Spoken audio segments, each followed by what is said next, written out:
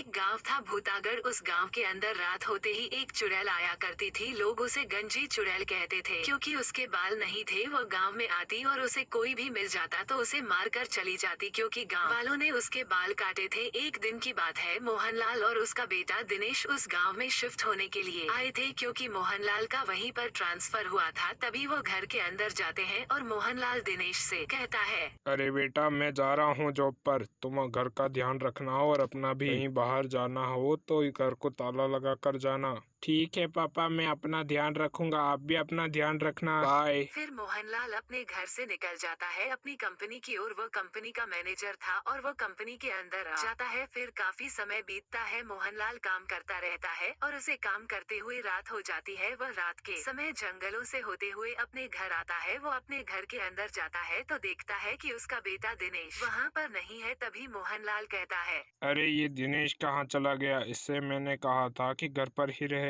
शायद पड़ोस के घर में चला गया होगा। जाकर देख कर आता हूँ। फिर मोहनलाल कालूराम के घर जाता है और कालूराम से पूछता है, अरे भाई कालूराम, मेरे बेटे दिनेश को देखा है क्या तुमने यहाँ कहीं पर? पता नहीं, इस लड़के को मैंने कहा था कि घर पर ही रहे, लेकिन कहीं चला गया। अरे भाई मोहनलाल, तुमने अपने जीवन की सबसे बड़ी भूल कर दी। अपने बेटे को अकेला नहीं छोड़ना चाहिए था घर पर। घर के अंदर कहीं वो टकली चुड़ैल घुस गई होगी और उसी ने ही तुम्हारे बेटे को मारा होगा। भाई, अगर उस चुड़ैल ने मेरे बेटे को मार दिया है तो मुझे उस चुड़ैल से बदला लेना है। तो भाई मोहनलाल, फिर सोच क्या रहे हो? चलो हमारे गांव के अघोरी जी के पास, वही उससे बदला ले सकते हैं। इस चुड़ैल ने हमारे गांव वालों को बहुत तंग किया है। अब नहीं बचेगी ये गंजी चुड़ैल यहाँ पर। हाँ भाई कालूराम, जल्दी चलो, मुझे अपने बेटे का बदला लेना है उस चुड़ैल से। फिर मोहनलाल और कालूराम दोनों अपने घर से निकलकर उन अघोरी जी के पास जाते हैं। तभी अघोरी बाबा उनसे कहते हैं, अरे क्या हुआ बेटा, मेरे पास कैसे आना हुआ तुम लोगों का?